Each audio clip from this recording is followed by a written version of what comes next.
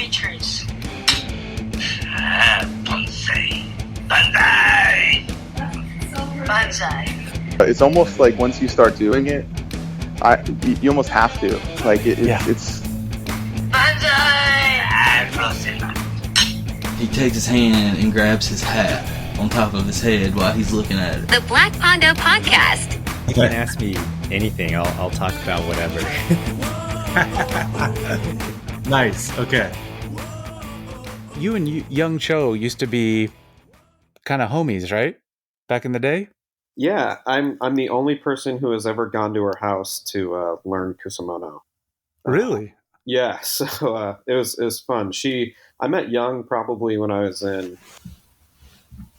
probably not high school, just probably undergraduate.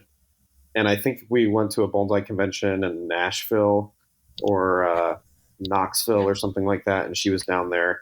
And so we did my dad and I did a workshop with her, way back in the day, about 10 years ago. And we still have those plants, which is pretty fun. But during college, I was out on the East Coast in Connecticut, and she was living in Maryland, and that was a pretty close drive. So I said, "Hey, Young, I'd love to know more about kusamono. Can I come down and study with you?" So she invited me down and kind of taught me the basics, taught me some simple aesthetics and things to shoot for, and we've been having fun with accents ever since. Have you worked with Young before? I haven't, but I'm a massive fan of her work, and I feel like she's so talented when it comes to kusamono. And I remember when I first met you, I think it was at a BIB show, and you and her came out to the show, and so I knew you guys were connected somehow, just wasn't sure exactly the relationship. Yeah. We've always been close friends, and we've had her out to the Portland Club several times, so. Great. Yeah, I like Young a lot. She has a really, really good eye. It's really good taste. So that always makes it fun to kind of see how that applies to kusamono. Absolutely. So what was she doing out in the Portland area? Yeah, we had her out for BSOP, the Bonsai Society of Portland. And so we had a little bit of time the day of the meeting. And so she wanted to clean up a few kusamono that we had here just to show like examples. And I've been so busy this year that my kusamono were an absolute disaster. So they really did need a cleanup. But she kind of spruced them up so she could show people what some old kusamono look like. Something that I think people don't really realize with accent plants is that they should be old too. If you're just stuffing something in a pot, right before the show, you're 100% doing it wrong. And that's something that she stresses a lot. And I kind of had the other end of the spectrum. My trees were my accents were a little uncapped, and so we just went through and did some tidying and spruced them up to share. Oh, that's so great! Very cool. Very cool. Do you have a big accent collection? It's growing every year. I add one or two. I make a few. Usually, I'm not happy with one of them. Yeah, and I kind of slowly add them over time. But I do enjoy kusamono for sure. Yeah, it's pretty fun. It's a nice counterpoint to bonsai. It's a little less intense. It's kind of fun. Yeah, and I tend to use both the traditional plants that you might find, say, in like big exhibitions within Japan. And then I also do a lot of, I'm really interested in California native stuff as well, California native plants. Yeah, that's dope. Do you, something Young really stresses is, when people are out collecting, when you're getting your Sierra juniper or whatever, like just start grabbing some grass and little flowers that are kind of right next to it. Do you ever do that when you go out collecting? I absolutely do, 100%. Yeah. And I'm very much, I feel like that's probably how kusamono was originally started to be worked on. People probably saw those awesome Itoagawa junipers out in nature, and there was a little plant growing next to them. And that's the way when I go up into the Sierras. In fact, I was just collecting last weekend. I was out there for a couple days. Yeah. And I was definitely looking at all the penstemon, and there's like a native stone crop that grows right by them. They grow in the cracks of the granite, and in the little shaded areas, there's this moss. Yeah. And there was a bunch of snow melt. And so it was just really beautiful to see the Sierra junipers with those native plants, and that absolutely inspires me to want to create native kusamono. Yeah, I think it makes a ton of sense especially if you're doing collecting out there anyway. Some of the fun things about collecting accents are the surprises that you get. Like oftentimes if you see like a little clump of little weeds or something out in the woods and you know dig it up and bring it home, all these new plants start popping up next spring that you didn't really remember or know were there. Totally. So that can be pretty fun. Totally. Yeah, I have absolutely experienced that. I grabbed a clump of moss with a bunch of little plants in it, and certain ones take over, and the other ones that you thought might be good kind of die down. But it's really fun to see what happens with that and see the little ecosystem within that tiny little container. Yeah, totally. What's your Kusamono collection look like these days? Oh gosh, I think we counted the other day. I think we have maybe 50. So I don't have a lot. I need to probably make some more. I especially need a bunch of Shohin Kusamono because all of my Kusamono, like I have them in small pot, or I have several in small pots. But when we do Shohin displays with my Shohin group here, we find that like they're still too big. Like I need the ones that are like about like a shot glass size or smaller. So I need to make a bunch of those this year. That's like top of my Kusamono to-do list. I'd love to go collect some more natives. Yeah, I haven't given them as much thought as I should. It's probably a good thing to do later in like the summer when the deciduous work dies down. For sure. So yeah, do you I think I usually think of the repotting season as late winter, early spring. Yeah. But with Kusamono, you can kind of like do a lot of that in the summer, right? Yeah, I pretty much do it any time of the year that I'm not busy. Obviously, during the growing season makes more sense because you can actually see what you're working with if it dies back down to the soil. But yeah, I like pretty much any time in the growing season where you have like a little bit of dead space. Cool. Yeah. And do you tend to use the soil mix that Young Cho uses?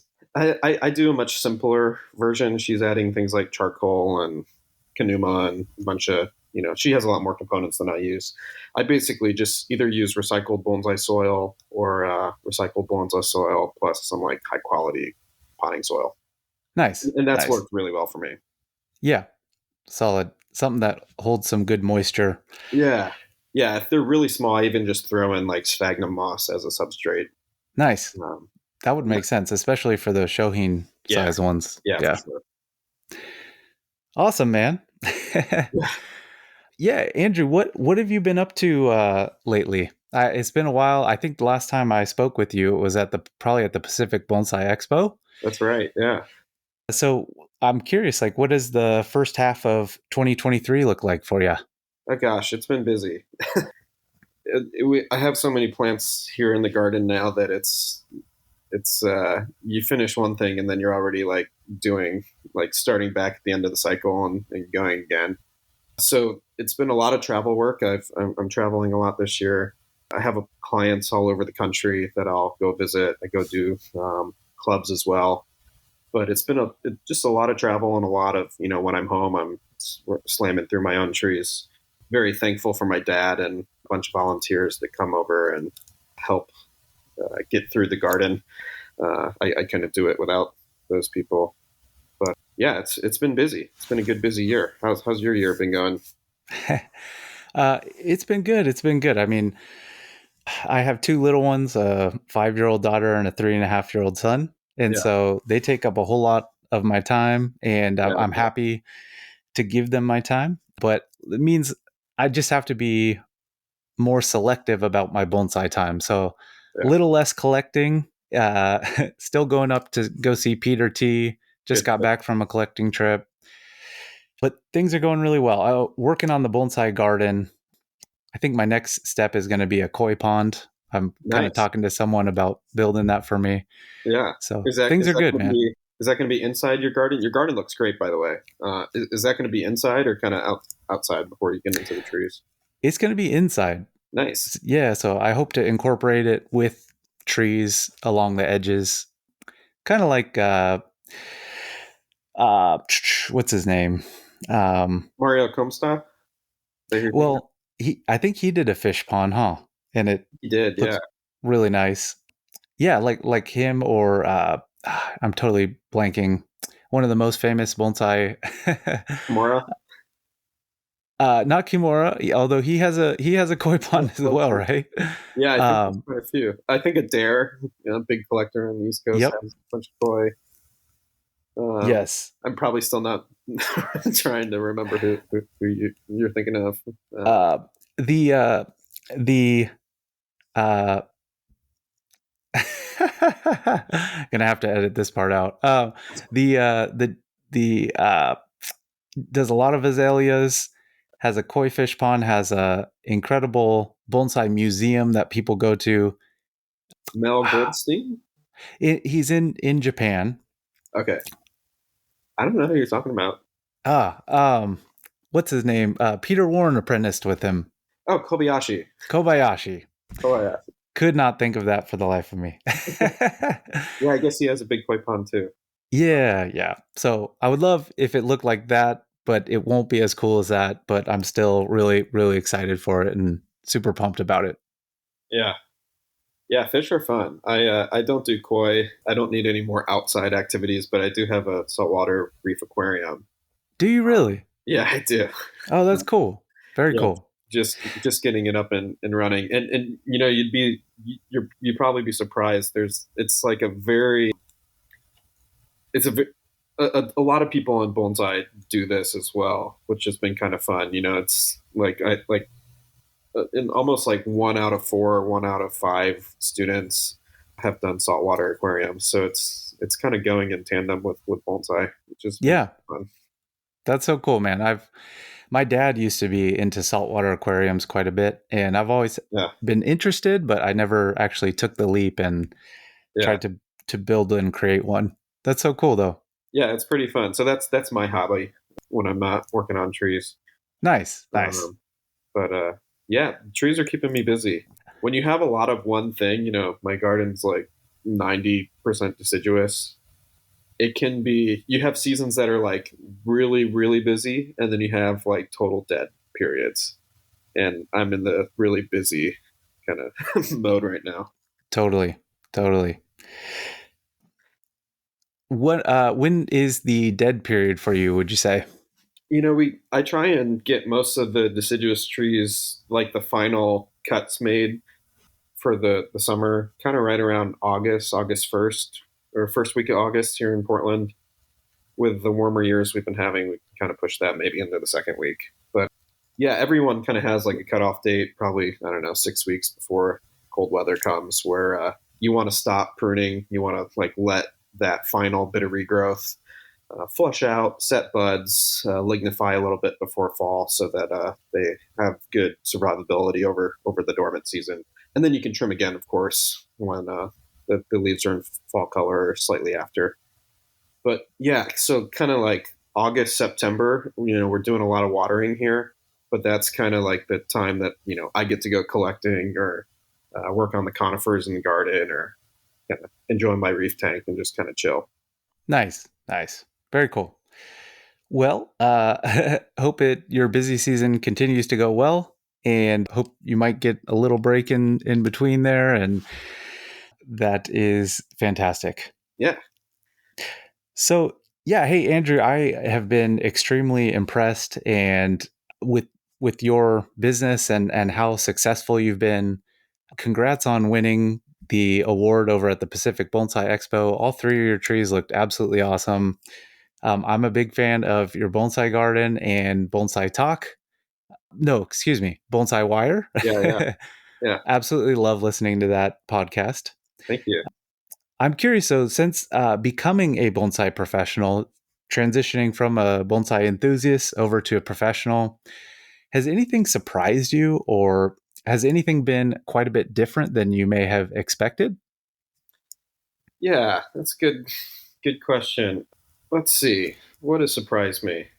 Yeah, I've heard you ask this to other people on on your previous podcasts, and I think it's one that stumps everybody. And if I was smart, I would have thought about it ahead of time. Yeah, I think I mean, right now, I don't know if it's surprising, but right now we're seeing this thing going on in the community where we have the highest demand for trees that we've ever seen in bonsai, and the supply is like completely decimated. And so that I I don't know. I guess I didn't really see that coming. A lot of the suppliers of good material have kind of closed down, and it's not that there's not some great up and coming places, but yeah, it's really really hard to define things right now. I'm also a little surprised too, like how much bonsai is just completely taking off and accelerating. I teach at the Japanese garden, the Portland Japanese Garden, twice a month. I give just like an intro to bonsai lecture, and I mean I'll get 150 people that just kind of congregate, and they're just like completely fascinated with bonsai, and so that's pretty fun. But yeah, I guess I didn't see like lack of material coming, and the huge surge for bonsai. That's a really interesting point, and when you bring it up, it makes me really realize that that is 100% what's going on. It seems like with a lot of bonsai growers have kind of unfortunately stopped for one reason or another. Like we had Telferian Farms Yeah, with that very unfortunate fire. I know you got a ton of trees from them, but they were a big producer of trees. I know. I think Jim Gremmel used yeah, to produce quite a few up in the Bay Area. yeah, He hasn't been so much recently. I know down here, George Muranaka was selling quite a few trees at one point in time, and it seems like he's kind of slowed down quite a bit. And more people seem to get interested in bonsai, and there's just not that many trees to go around. So yeah. it seems like we need more people growing trees, I would say. Yeah, either growing trees or, I mean, a better way to say that might be just making trees or making bonsai. Because I do think we have maybe an issue in the bonsai community right now where, and we don't have to diverge too far down this rabbit hole, but I think there's a difference between people who grow pre bonsai and people who grow bonsai. And this might be dropping a little bit of eggshell, but it's something I've been thinking about the last few years. I think there are certain people who just want to fill out a bonsai garden as quickly as possible, or artists. Think about Michael Hagedorn or Ryan, who came back from Japan, and all of a sudden, just after like a very short decade, they have like a backyard full of like amazing trees. And so, yeah, I think I think we need to make more bonsai. Yeah, I'm not seeing as much of that being done. It's there's a lot of people growing pre bonsai, but I don't see a lot of that materializing into tangible results. Does that make sense? Yeah, most definitely. Yeah, I Uh, would agree with you there. I mean, because like someone like Jim Gremmel, like he's a good comparison. Like I would say the majority of the plants that Jim Gremmel touched turned out to be nice trees. But you don't really see that with some of the other large scale growers that we've had. And it's not to say that you can't go to a place like Brussels or Telperion or Lone Pine or whatnot and pull out a diamond in the rough and put a lot of effort in and make it really special. But you don't see a lot of growers who are like 90% of the things that they make turn out to be like absolutely stellar. And I think we need more of that. We don't need more just bonsai nurseries. We need more of a quality kind of goalpost. I think. I'm kind Definitely. of rambling, but these are some loose thoughts I've been thinking about over the last year or so, and I haven't quite materialized how to to say it nicely yet. But that's kind of the rough version. Yeah, no, well, I kind of like this topic. I think it's interesting, and I agree with you. I think that the reason that we're not seeing it is because that's challenging, and I feel like there's a lot of people that go to Japan, they learn how to wire and style a bonsai maybe, or make it look really nice, Yeah, cherry it out, but maybe not like no, there are people that are going to Japan and learning how to make a tree, but Yeah. it's starting with the trunk Yeah. and then making the branches.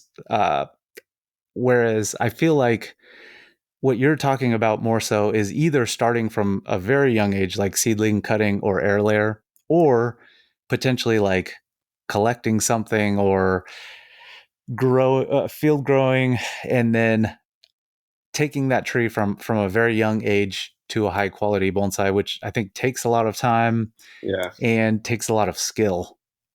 Yeah, it does.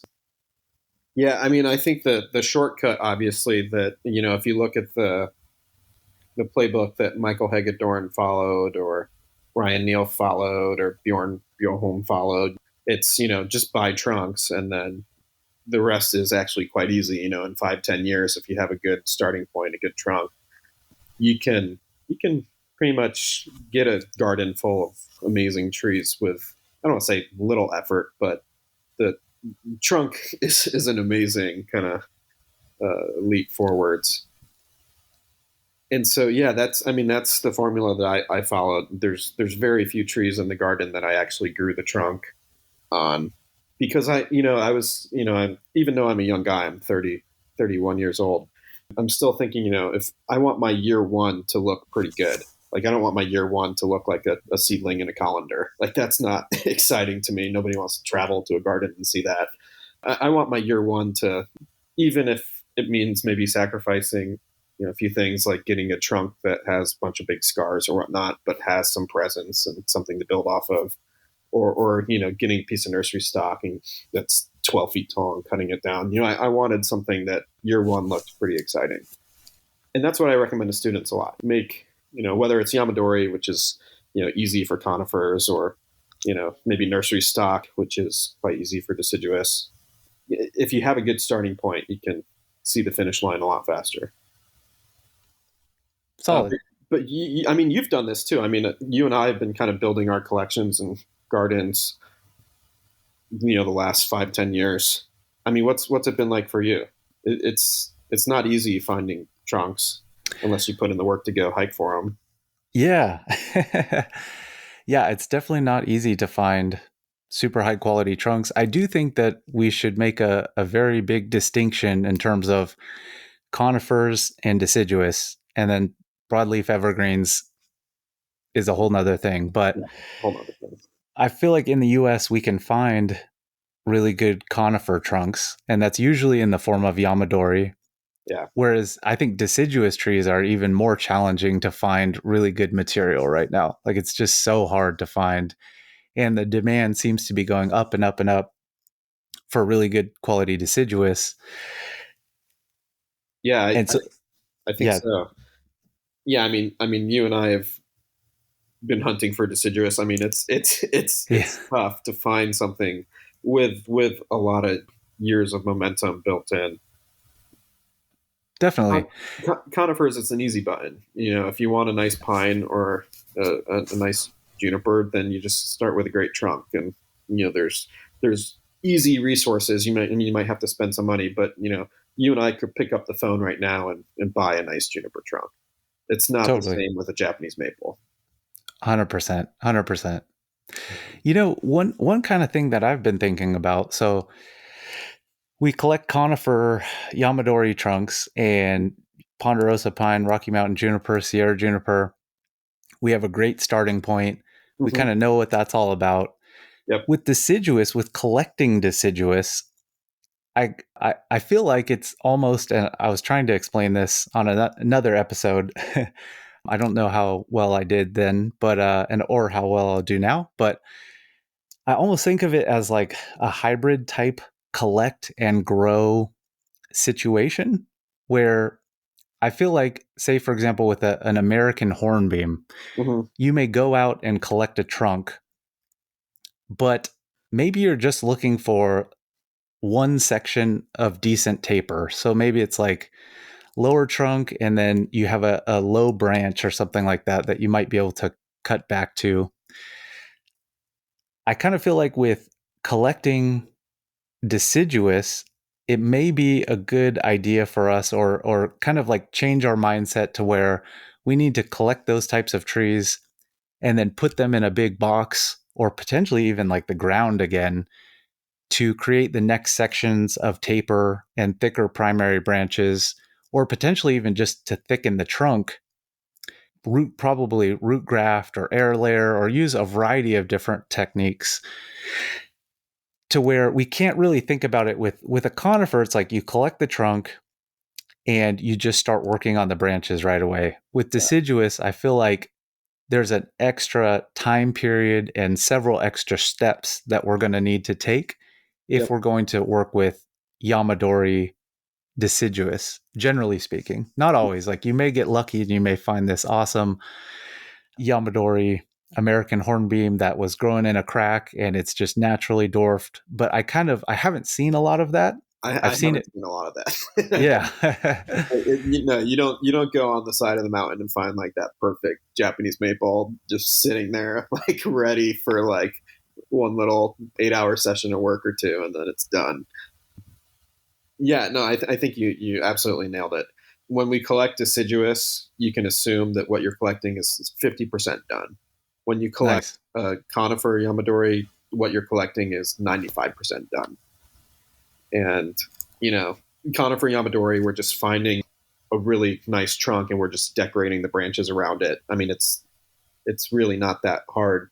Deciduous Yamadori, and we have good precedent for this. If you look at, the collected Korean hornbeams that Japan was getting from Korea, if you look at all of the stuff that they're collecting in Croatia right now, I mean, there's this playbook is already pretty well defined.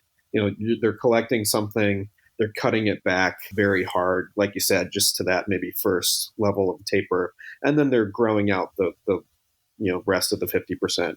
One way to think about it too, conifer, you go to Randy Knight, you buy an amazing juniper, whether you graft it or just use the foliage that's there, in 5 years, it looks pretty darn good. Versus a deciduous, you go to New England, you collect, American hornbeam, you chop it back, and you have all these huge cuts that you made with a reciprocating saw. You're looking at 10, 12, 15 years to where it's showable. So there's still a lot of building involved with deciduous plants. So it's quite a bit different. Yeah, most definitely. One thing that I've really been interested in is thinking about, hey, the Korean hornbeams, those were actually collected deciduous trees, whereas a lot of deciduous in Japan at a very high level are grown over a very long time, maybe container grown, generally speaking, but like ume and Korean hornbeam are a couple different trees where they actually collected them. And I know those are both quite different areas that they collected. But one thing I've been trying to study and look up is Korean bonsai artists and practitioners and enthusiasts on Instagram. Yeah, there's a lot of great ones. There's some really good ones. And it's cool to see a hornbeam like more newly collected, say in the last 10 years or so, and the progression that they've made with those trees in recent times. I've been really enjoying doing that recently. So cool that you mentioned that. Yeah. It's, even though the information can be kind of vague or hard to find, it's, these roadmaps are out there. If you're good about doing some research, if you want to see what they're doing in Croatia, look at Maria Hadek, look at And Bonsai on Instagram. His name's Andrea. And they're doing, fantastic work. Walter Paul's blog features a lot of that. Like you said, there's a lot of great Korean accounts on Instagram. These roadmaps are out there for people who want to kind of see the process. And even if you don't like certain aspects of the work that you're seeing, you can at least kind of see the time scale on what it takes from big hornbeam trunk coming out of the ground. Here's what it looks like after first styling. Here's what it looks like 10 years later. Here it is another 5 years later in the trophy in Europe. So it's kind of fun to see that roadmap and apply it to what we're doing over here. Absolutely. And a couple great Instagram accounts to follow that I love following along with. Have you collected any deciduous? I know you do a lot of CRS. Let's see. Nothing. So the closest thing to deciduous that I have collected are oaks. Uh-huh. I haven't actually collected any deciduous. I'm trying to think if I'm maybe there was something in there, but maybe a couple yard trees, but nothing serious up in the mountains or anything like that. I've collected quite a few oaks, and mostly coast live oaks. That's just what I've been able to get permission to go collect. Yeah. I have one that I really like, and I'm creating more of a natural oak style, I'd say. But not a whole lot of deciduous. I would love to, though. I would love to go. I feel like the East Coast is probably a better location than the West Coast for collecting deciduous, but would love to go collect American hornbeam, American elm. I don't know, a whole bunch of different deciduous species out there at some point in my life. Yeah. Yeah. I'm with you on that. Maybe we should plan a trip. Let's do it. That'd be pretty rad. That would be very cool. Yeah, I feel like there's so much potential out there that's just not being utilized. I mean, you think like Michael Hagedorn moved here and nobody was using vine maple. Michael was actually one of the first people to use Rocky Mountain juniper. Yeah, Boone, of course, did as well. But yeah, I think there's probably a lot of stuff in your backyard, wherever you live, that if it just has the right attention applied to it and some good taste and quality work along the way, then you can make something pretty special with what you have in your backyard. Yeah. Great points. I feel like it could just be as simple as one person finding some really great material in the right area or environment, and then once people see that and how good that material can be, then a lot of people will follow. And that's happened so many times, just like how you pointed out. So 100%. Yeah, we need a lot of people experimenting. We're lucky with Japan. Like, if you want species that work well for bonsai, just open a kokofuba, because Japan Definitely spent hundreds of years figuring out what works well. And it's not like there's not thousands of plants in Japan that they don't use for bonsai, but we kind of need those experiments happening over here. I like the thought of native plants, but I'm not a huge native plant person personally, just because, I travel and teach bonsai all around the country. So many native plants that I see are just some of the most diseased and unhealthy plants that I encounter. We need people, experimenting and, saying what is a good Rocky Mountain juniper that's not going to get phomopsis every year, that's going to have nice tight growth. What's a good sugar maple or red maple that doesn't get leaf black spot as much and the leaves reduce nicely. We need a few hundred years of experiments to really hone in on that. But I'm excited that there's a lot of people doing it. Absolutely. So very cool. Well, that was a fun little rant. I really enjoyed that, and I'm glad we went down that road. Yeah, that was a fun little rabbit hole. Awesome. Cool. Well, if it's okay, I might jump back into the questions. Yeah. And one thing I was curious about is do you have any long-term bonsai related goals? Yeah, just making a lot of nice trees. That's the one thing. I'm someone who is very competitive and strives for playing at the top of the game. And, for my clients who also have that mindset, we're really focused on just building some really special, phenomenal trees. So that's kind of the goal. I spent the last, several years building and filling my garden now. Now I look in my backyard and want to get rid of half of the trees back there to try and step up the game or improve them or whatnot, or just let them marinate back there to grow out and become interesting with some age. But it's just kind of taking a moment to be proud of what we got to and trying to get to the next step. So that's the kind of immediate goal. I'm really glad that Jonas and Eric are doing the expo, because I think showing trees is so valuable for the community, and I'm excited to build a structure with my students and clients to participate in that over the years. But just trying to build some really great trees. What's your top bonsai goal? I think we have very similar bonsai goals. Yeah. I would say mine is pretty much the same. Like, I would like a very small collection, probably I want 15 large trees that I keep within my personal collection Yeah. that would be considered amongst the best in the United States of within that specific variety.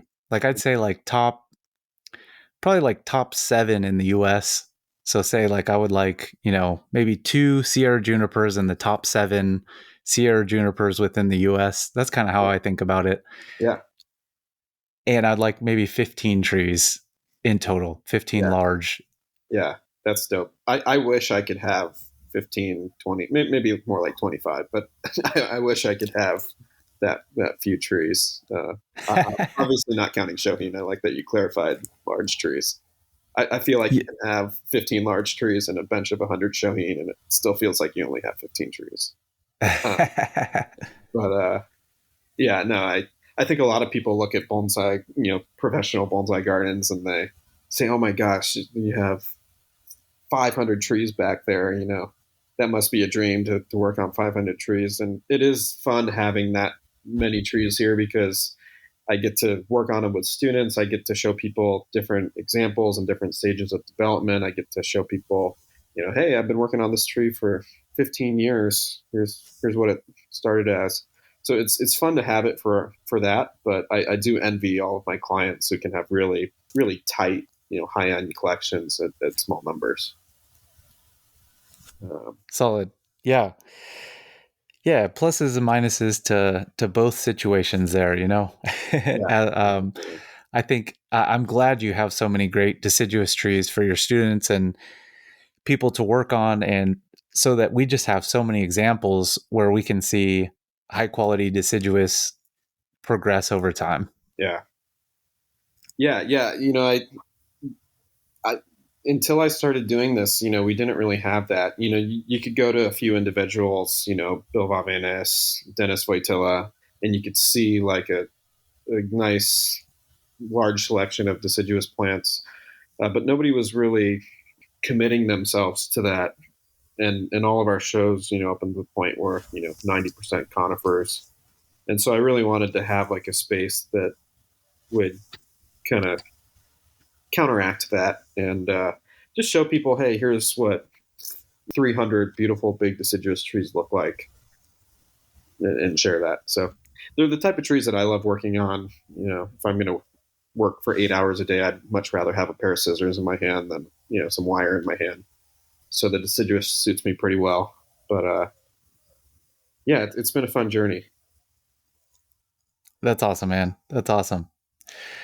You do have a couple killer Rocky Mountain junipers, by the way. Thank you. I was looking at some Instagram video or something like that, and I was like, I think it's a little unfair that this deciduous guy has such nice Rocky Mountain junipers. I really like both the ones that you have. I've seen 2 of them.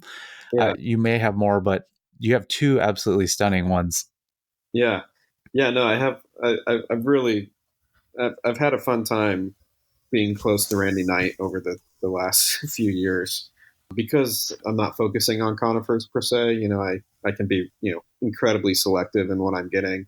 I also have some from the Backcountry Boys too. They're great at collecting. But it's been fun to do that. And of course, I have probably one of my top clients has one of the best black pine juniper collections in the country, and so I do a lot of pine and juniper work and other conifer work.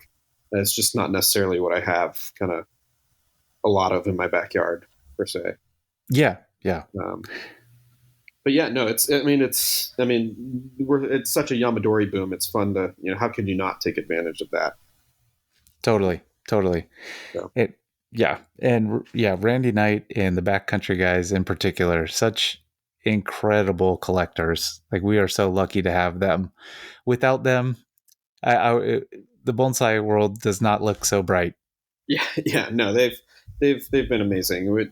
They're the reason that we have world class conifers here. 100%. Obviously, there's a lot of people like you who are going out and finding some amazing trees, but to have some people who can provide that to more mass market has been pretty valuable for the community, I think. And you see that when you go to the Artisans Cup, when you go to the Pacific Bonsai Expo, and you see these plants materialized into really, really nice specimens. it feels good. It feels like we're on the right track. Oh yeah, for sure.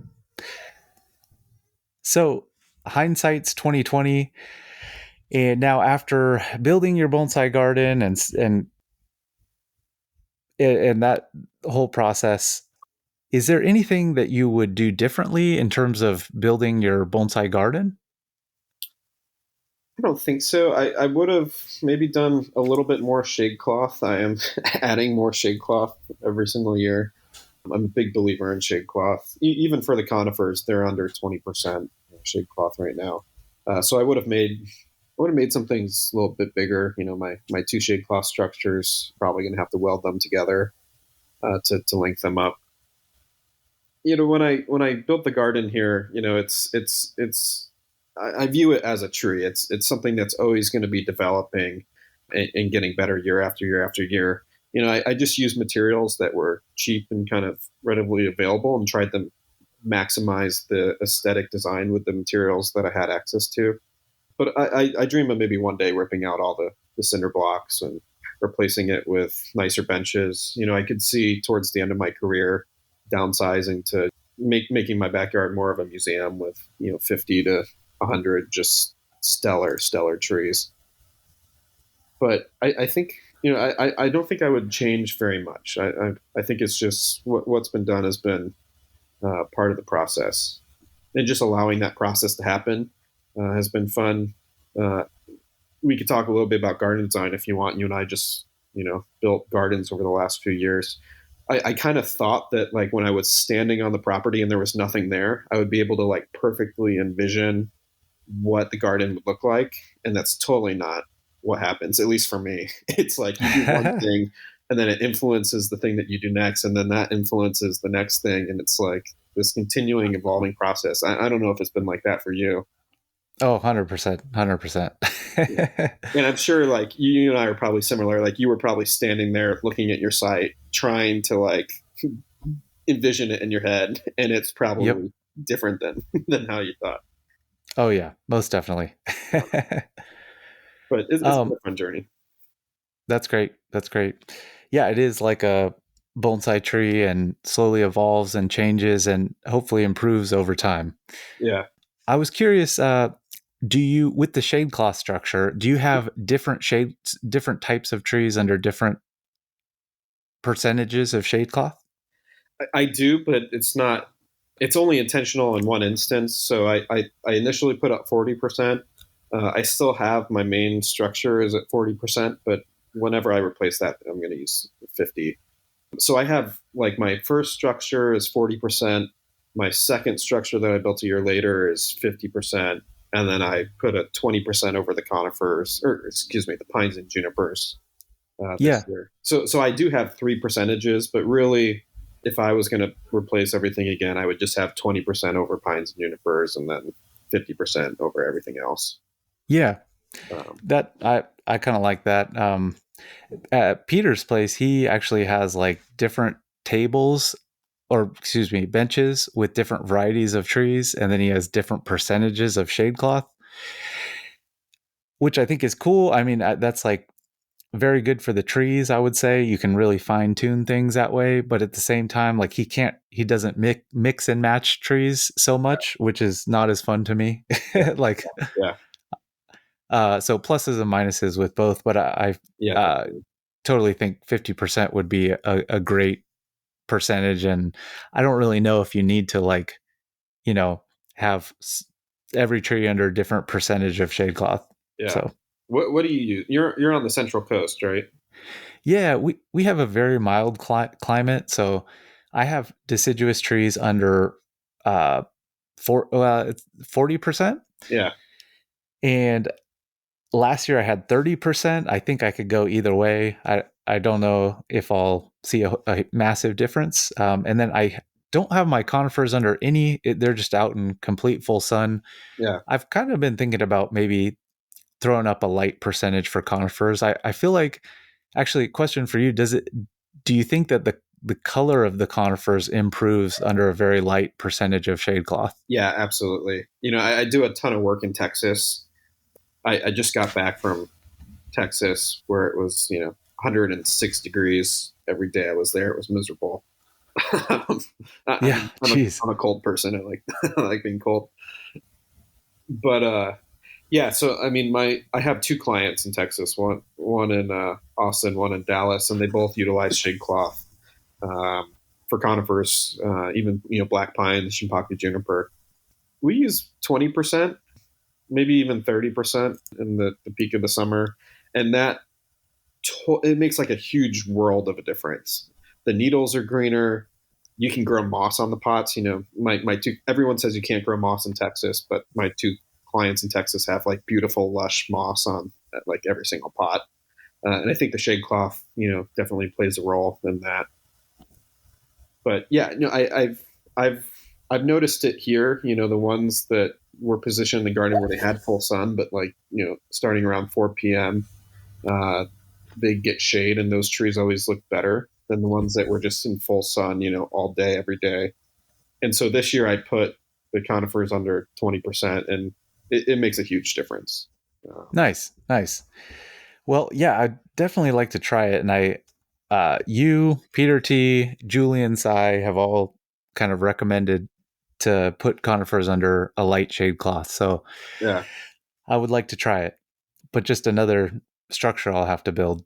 Yeah. I mean, you'd be a great data point because, correct me if I'm wrong, but you don't have like a lot of days that are like 90 or 100 degrees, right? Correct. Yeah. My weather is very similar to Jonas.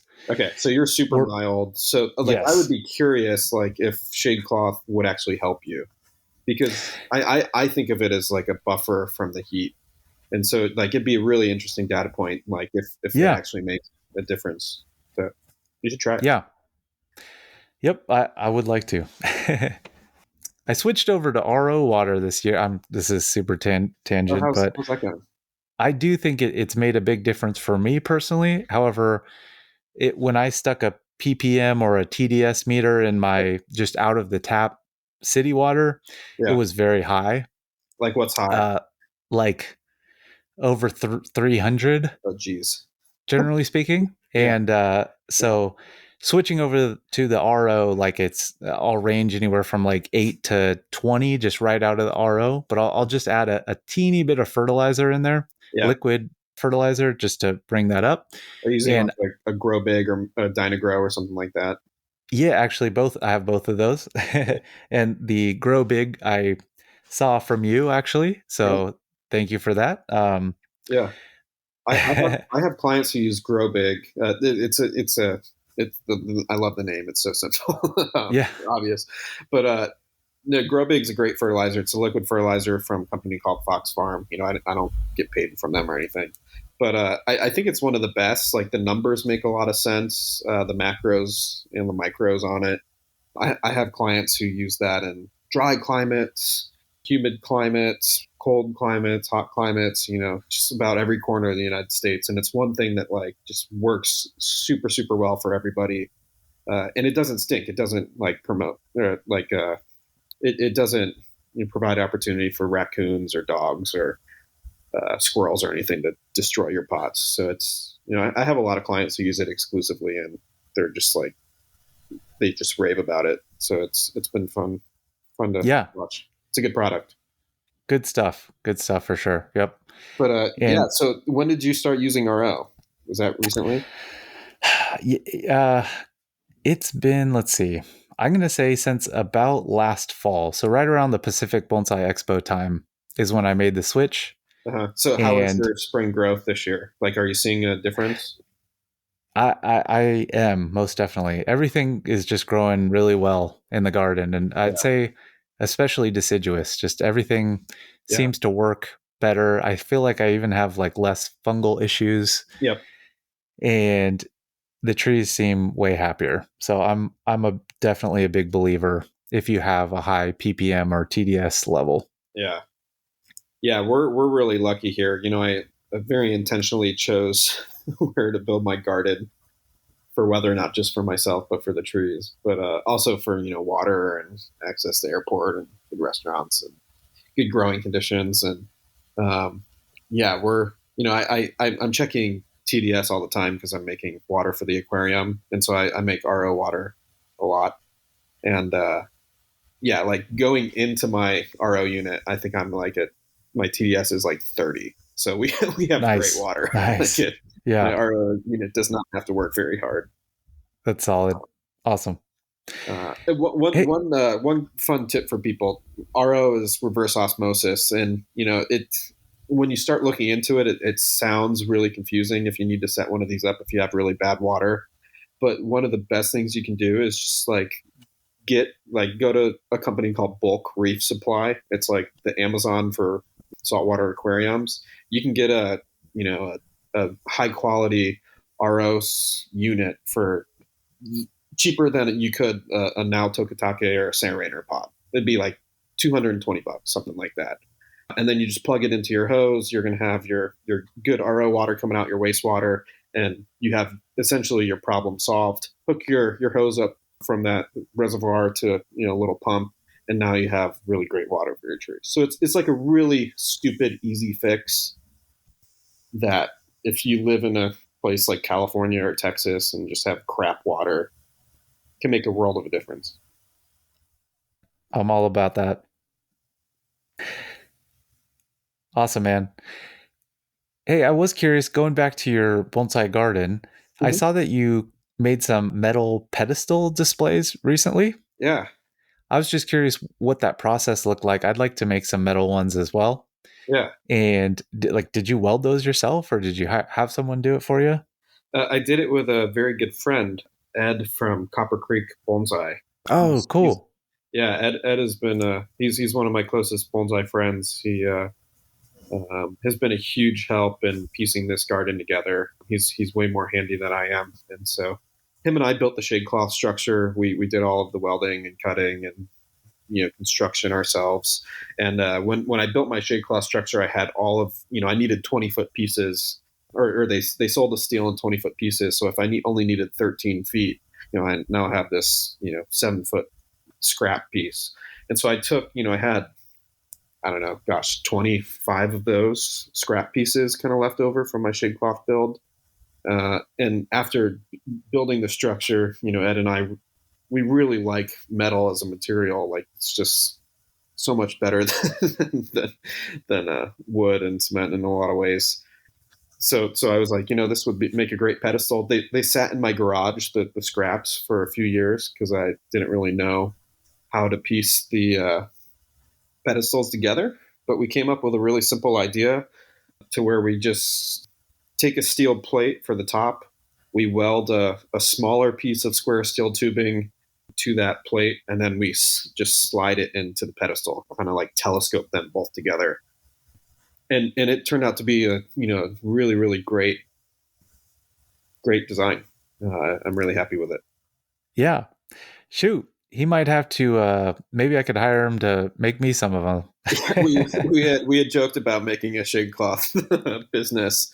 I don't think it's going to happen, but it's quite easy. I mean, like we got a welder from Harbor Freight and watched some YouTube videos, and that was about it. And of course, Ed is handy, so he's had some experience in the past. But it was kind of like YouTube education to figure out how to do it. And I did most of the actual welds. Yeah, I did a lot of the cutting. And nice. This is maybe a stupid question, but how do you cut the metal? Super easy. Reciprocating saw and a metal blade. That's okay, sweet. Yeah, it takes pretty easy. 10 seconds to cut a 3-inch square steel tube that's like 3/8 or 3/16 of an inch. Nice. Okay. Yeah, pretty fast. Do you think that they will rust out? Yeah, and that's kind of intentional. A lot of the architecture around Portland uses steel. We have several bridges that are made of steel. There's there's an artist in town that has these kind of steel installations all throughout Portland. Every time they build a train station for the light rail or build a big intersection or something, like they have this guy come in and do something. And so you see a lot of this kind of rusted steel aesthetic in Portland. And so I wanted to kind of tie that into the garden here. So yeah, the shade cloth structure is rusted. My pedestals have rusted, and it's kind of like a fun aesthetic. I kind of dig it.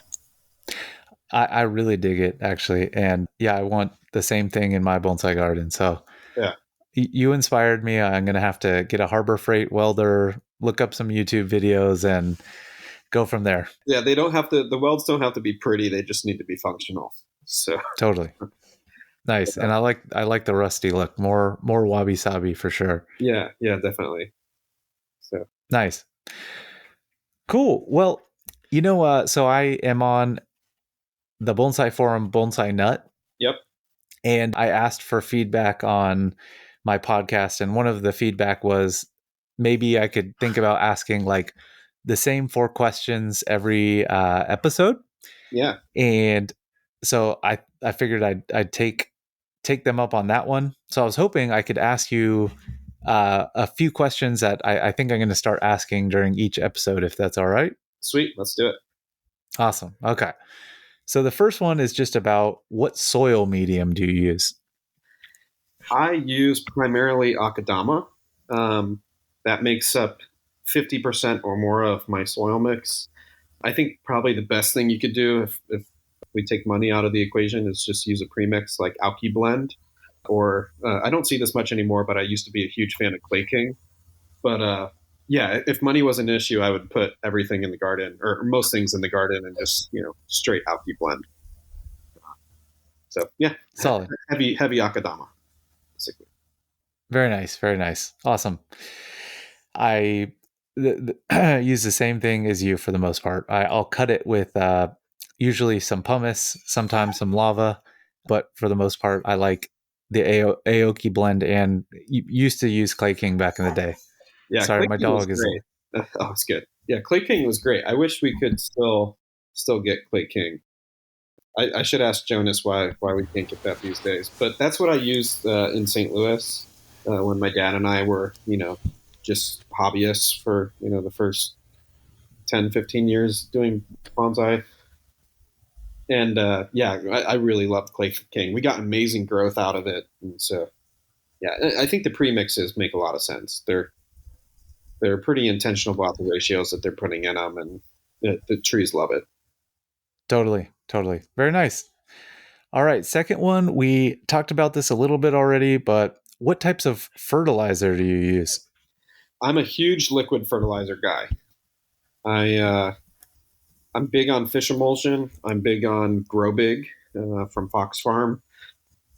Honestly, I don't think the product matters too much. Just getting the macro and the micronutrients kind of honed into certain levels, meaning numbers under 10, 10, 10, and your nitrogen should be higher than your phosphorus or potassium. So that first number should be higher. But other than that, I've used I use Miracle Grow here that I dilute 1/3 to 1/4, but fish emulsion is like my constant. That's going in almost everything. And if you can get away with that without critter problems, without cats or raccoons or squirrels totally ripping up your pots, then I think it's one of the best things. Ebihara would use fish emulsion every 3 days. So that's the other thing. I'm using liquids and I'm using kind of small amounts, but I'm using them pretty frequently. Every 3 days, that is hardcore. I like it. I don't quite do that, but I probably do every 5 days. Yeah, I love fish emulsion as well. I was actually surprised to see, and I saw a YouTube video with you giving a presentation on deciduous bonsai and talking about fertilizing. Mm-hmm. And someone asked you about kelp, and was surprised to hear you say that you're not too into kelp. I'm not into it just because, I have 500 trees in my backyard. And when I spend $500 on kelp, I don't see any difference. So that's when and let me say this another way. When I was a hobbyist, I used it and I liked it. It feels good to me to use, but I can't say that I notice a tangible difference in the trees. And when you look at, all the scientific studies, they basically say the same thing. Like, yeah, maybe it helps with your cuttings or whatnot, but on the tests they've done on vegetative crops and whatnot, it doesn't increase the yield or anything like that. So it's not snake oil, but for my backyard with 500 trees, it's not cost prohibitive. It doesn't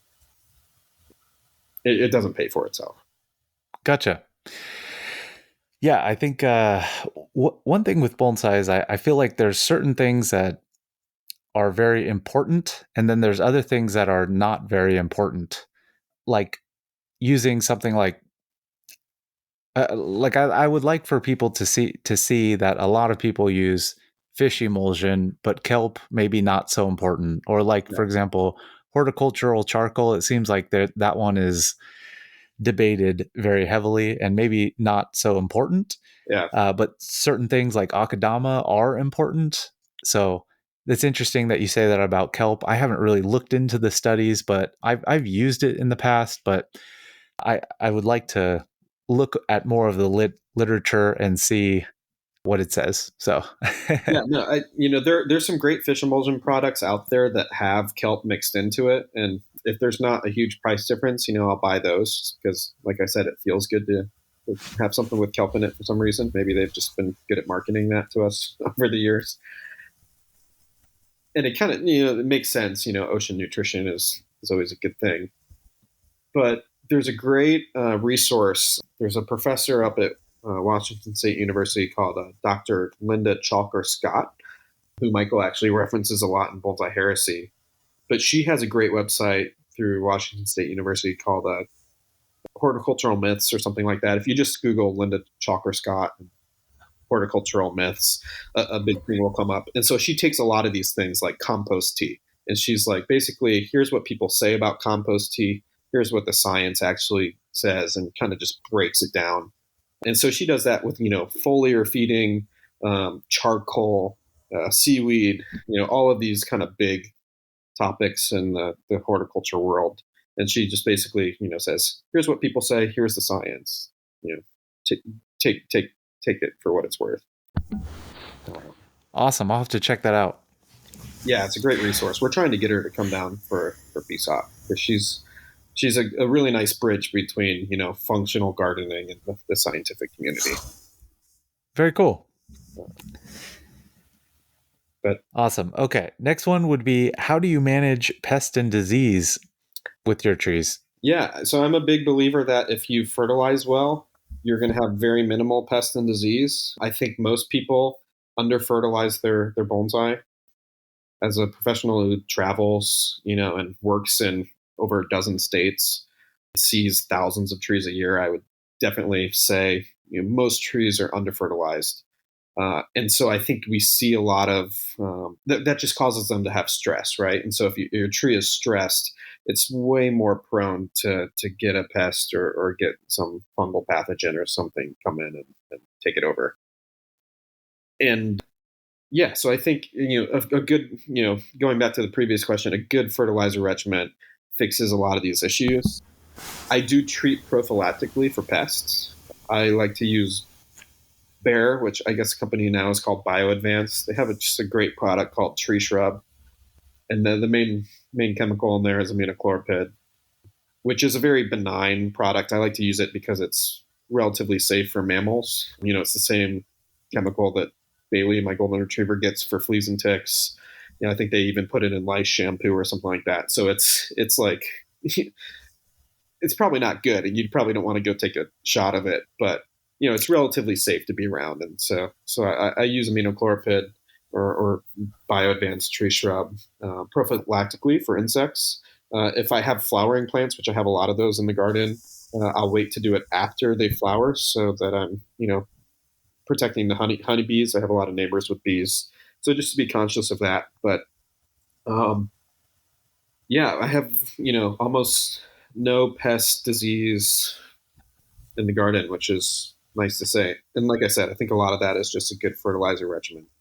With fungal pathogens or bacterial diseases, if I have a known problem, if my camellia was getting black spot religiously every year, then I would probably prophylactically treat for that. Or if your Rocky Mountain juniper is getting Phomopsis or Cavatina, prophylactically treat for that. But if you don't have a known kind of problem, I don't like spraying the fungal fungicides very much because a lot of those are pretty detrimental for human health. For sure. Gotcha. Cool. Thank you so much. Yeah. And then I guess the last of these questions would just be, do you have, or what tips might you give to a new bonsai enthusiast, just generally speaking, and in terms of improving as a bonsai enthusiast and artist and craftsperson? Yeah. Yeah. Assuming you want to do this at a really high level, I think the best piece of advice I can give you is find someone who's making really good trees and just study with them or just copy them kind of religiously. Uh, and there's a lot of different aesthetics floating around amongst me and my colleagues, and so there's a boat for everybody. But I think when people bounce around too much, that's when you tend to see people who kind of get to a point and then don't really get anywhere past that. And I think the best way to learn is just find a really good teacher and just kind of commit yourself to their way of doing things. And I think if you can just stick with them for 5-10 years, you'll be kind of light years ahead. A good analogy is like food, right? Like if you want to be a good chef, like don't go work at McDonald's, like go wash dishes for Thomas Keller at the French Laundry, and just like be around like the best environment that you possibly can be, because your learning will be exponential that way. I guess another piece of advice is, you can learn a lot staring at a computer screen, but you can fail 100% in application when you go and take that to an actual tree. And so I think in-person learning with workshops, intensives, even club meetings for demonstrations, you're going to learn 50 times more when you're doing something hands-on or seeing something, in person with your own eyes versus looking at something on a screen. It's not that looking at something on a screen isn't helpful. I'm someone who studies what they're doing in Japan from afar pretty intensely. I go to Kokufu once a week on YouTube and see, the last 10 Kokufus, Gafu 10s, Taikon 10s, I study those pretty intensely, but, I'm also working on trees 8 hours a day. And I think that's the important thing is, get off the screen and actually do bonsai with your hands, get in someone's garden who's doing really top quality trees. That's the best way to learn. Oh, love that. Love that. Yeah. I don't care how many hours of bonsai you listen to, you watch. If you actually have never put wire on a bonsai tree, like I don't care how many hours you've spent watching it, like your wire will just not look that great when you put it on. Yeah, it's meaningless. Like all of that stuff is just like totally meaningless. Like you learn more wrapping wire on a tree for 1 hour than you do watching 100 hours of videos how to do it. And 100%. Yeah, and I'm getting into these reef aquariums too, and I'm setting up my first one, and it's like I'm the person who has like literally watched hundreds of hours of video on how to do it, and then like you go to actually like hook up all your plumbing and whatnot. It's like, oh crap, I don't know anything, right? And so it's the same with trees. Like just find someone, either a club or an individual that you can kind of work with, and just kind of get there in person, because your learning will just be exponential that way. Absolutely. What kind of fish are you putting in that aquarium? Oh gosh, I'm putting in. I have a lot of tangs right now, surgeonfish. But the goal isn't actually fish. The goal is corals. Like the fish cool. are just there. Like they're fun because they move around. They're fun to watch. But like the epitome of like a reef tank is like corals, especially like acropora coral. So I'm doing for all of those reef tank people out there, I'm doing an SPS acropora dominated tank. And it's interesting. Coral is actually an animal. Like it's kind of like lichen, where it has a symbiotic relationship with a plant. But it's technically an animal. And so like that's like the peak of a reef tank. It's just like the fish are just there to like basically just poop and provide nutrients for the coral growth. Yeah. That's so cool. I hope you will post some videos of your tank. I'll happily follow along with that. Yeah, I probably should. It's interesting. Like it's reef tanks really are the aquatic version of bonsai. One of the interesting things about like the reef aquarium hobby, like their version of Bonsai Nut is a forum called Reef to Reef, and it's interesting because like the professional community is very, very active on Reef to Reef. Like all the top YouTube stars, all the top coral growers, all the top, fish quarantine experts.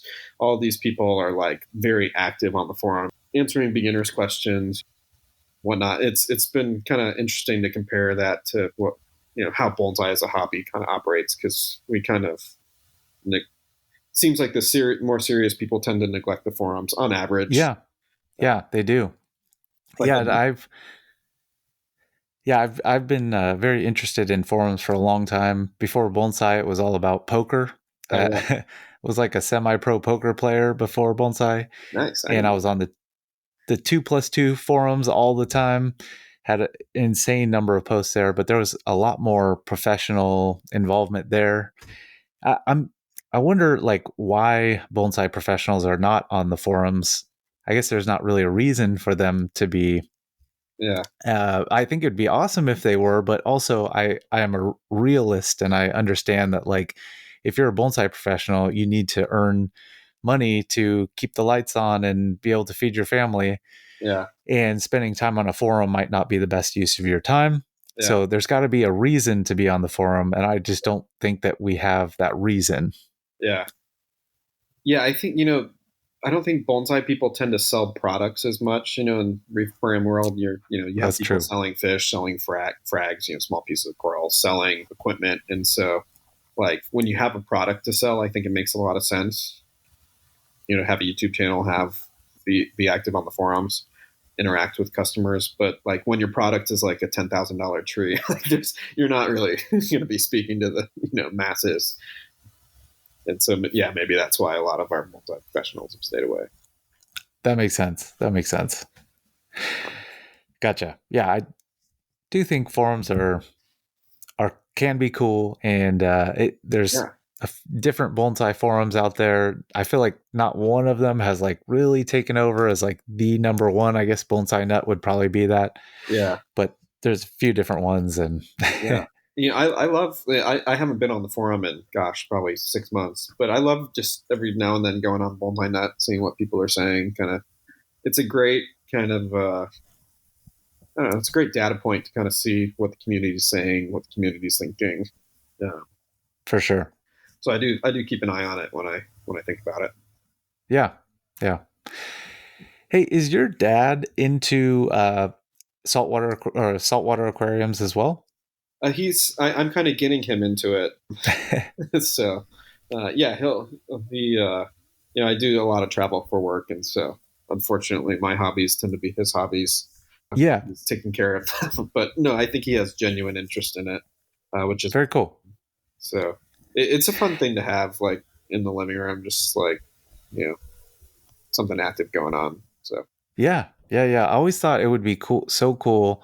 I still want to do this someday. I want a saltwater aquarium bar, and I like don't even drink that much these days, but I still think it would be so cool to have a bar that you could sit at, and it's just saltwater aquarium. You can look at it from different angles. Yeah. I think that would be rad. Yeah, that'd be super cool. Yeah. But I got a chance to meet your dad for the first time at the Pacific Bonsai Expo. Uh-huh.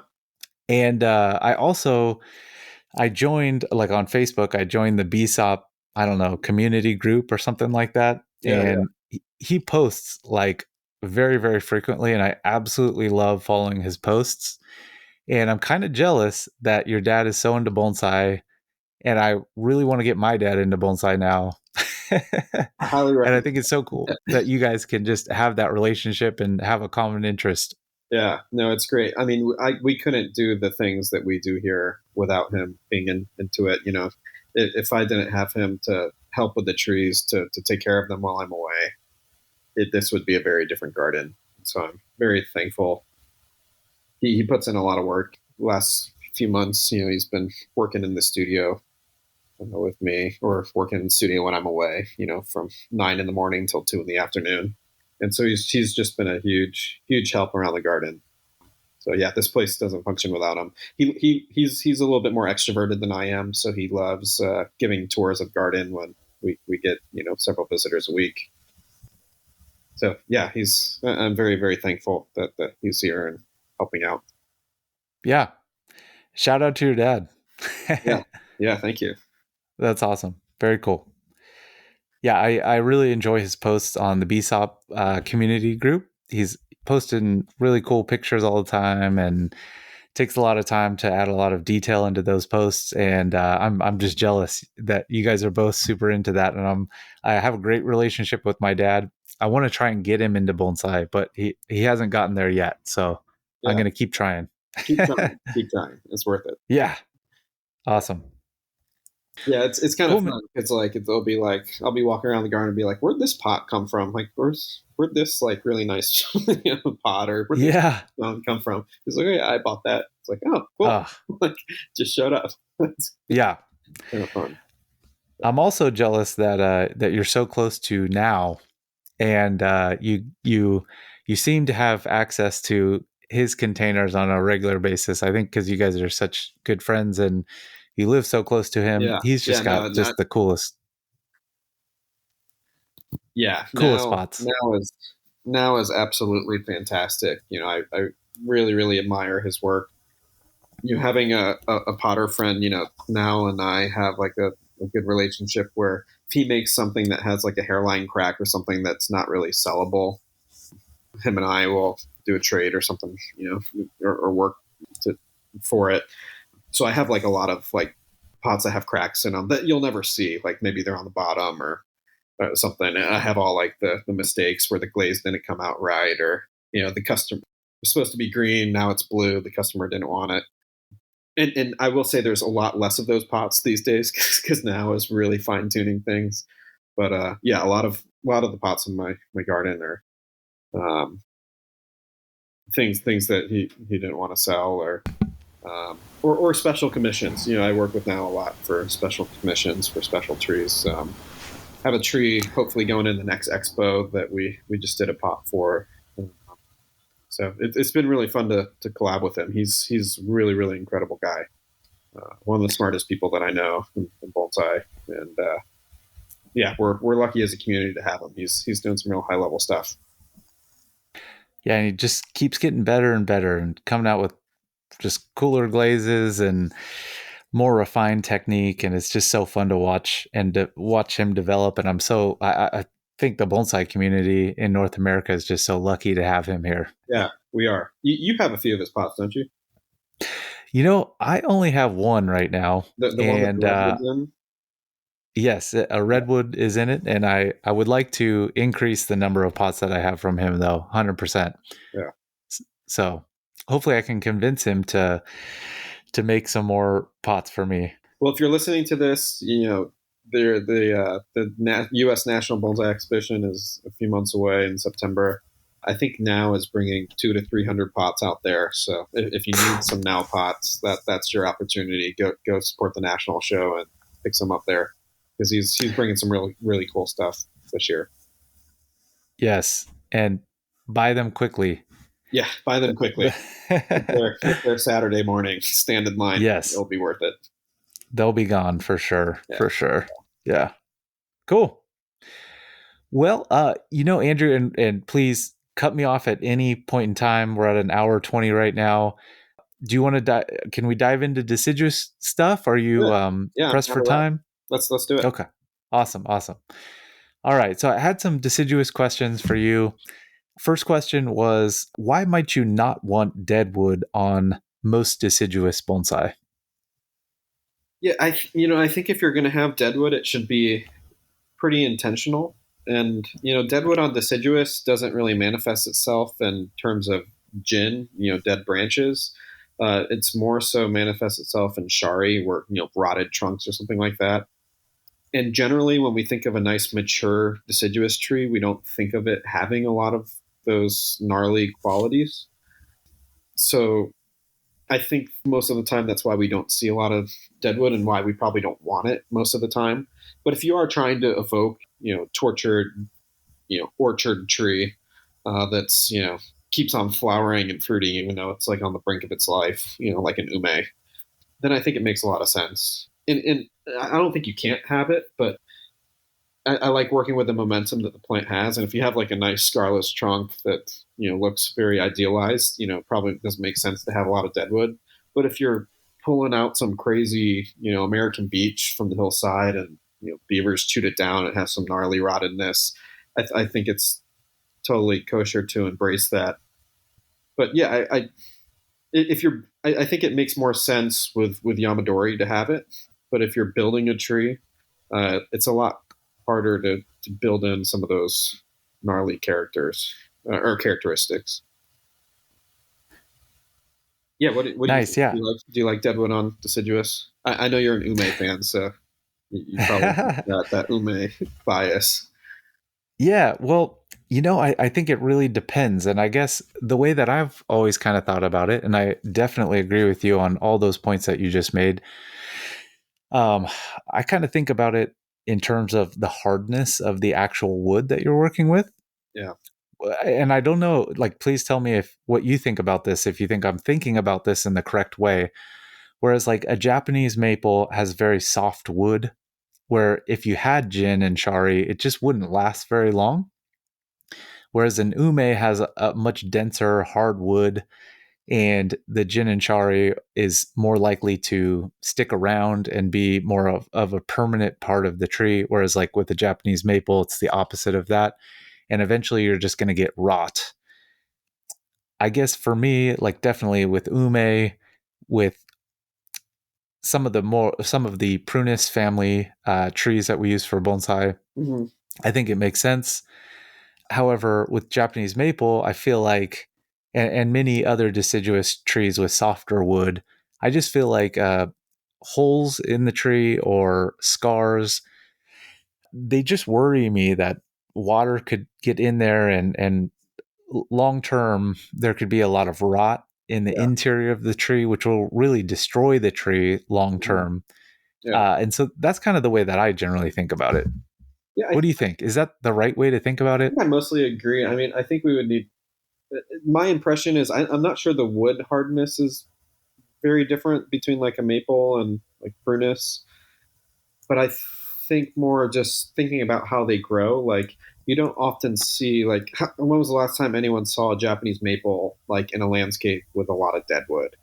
Versus like Totally. I drive around my neighborhood and I see apple trees that are just totally beat to shit, and like they're old and not maintained, and they still keep growing those strong water sprouts and trying to flower and fruit. And even though the tree's half dead, like they're still like hanging on.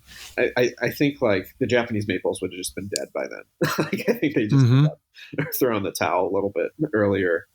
Maybe I'm just thinking about that wrong, but I mean, yeah, you're right. Like when you have deadwood on deciduous, the deciduous wood does not have the resins in it like the conifers have to last for 3, 4, 500 years. And so, all wood on a deciduous, whether it's an ume or whatnot, it's going to rot. I don't think it rots. I don't think you see too much difference between the species. No, well, I say that, there are some things like birch that rot away pretty fast. But I think, in terms of how I think about it, it's more like, do I naturally see something like this? And if I do, then there's a way to preserve the deadwood without it rotting away. Do I not naturally see that? Then maybe I don't go for that. Yeah, that's a great way to look at it. I like that. I still do think like certain types of deciduous trees, if there is a big scar in that trunk, I'm just worried about rot over the long term, and yeah, no, you totally should be. Like, yeah. I can't tell you how many trees that I've had to fix because they weren't healed over properly. Someone didn't believe in cut paste or something dumb like that. And so that they have this huge cut on the tree that's totally rotted out when the tree's like a very traditional looking tree. It's not supposed to be rotted. And, I have to dig out a huge cavity and fill with cement. I work on dozens of these trees every year that weren't handled properly in the past. And we have to, fixing those mistakes is not, it's not hard, but it's pretty time consuming. And For sure. Yeah. If any hole on your tree, any open wound with a broadleaf plant, if you don't treat that well, then just be prepared for rot down the trunk because it will happen.